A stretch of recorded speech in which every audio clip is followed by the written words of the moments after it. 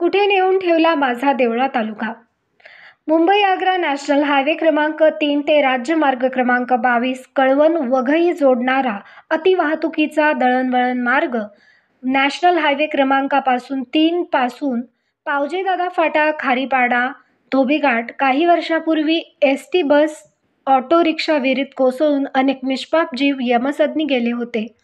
ते हॉटेल, देश-विदेश परिसर ठिकाण मेशी फाटा, पिंपळगाव व खुंटेवाडीपर्यंत राष्ट्रीय महामार्ग 22 वरील रस्त्याची अक्षरशः चाळण झालेली असून सार्वजनिक बांधकाम तथा PWD विभाग, मालेगाव देवळा कळवण अधिकारी उपाययोजनांबाबत दखल घेण्याचे आढळून येत नाही.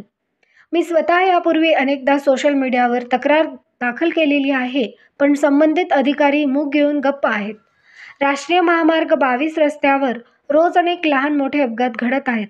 जखमी दवाखान्यात भरती होऊनही सदरील रस्त्यावरील खड्ड्यांची उपाययोजना सार्वजनिक बांधकाम PWD विभाग, मालेगाव देवळा कळवण उच्चपदस्थ अधिकारी कारवाई करण्याचे आढळून येत नाहीत. याबाबत दखल न घेतल्यास मी स्वतः आंदोलनाचे हत्यार लवकरच उपसत आहे. प्रशासनाने नोंद व सविस्तर दखल घ्यावी.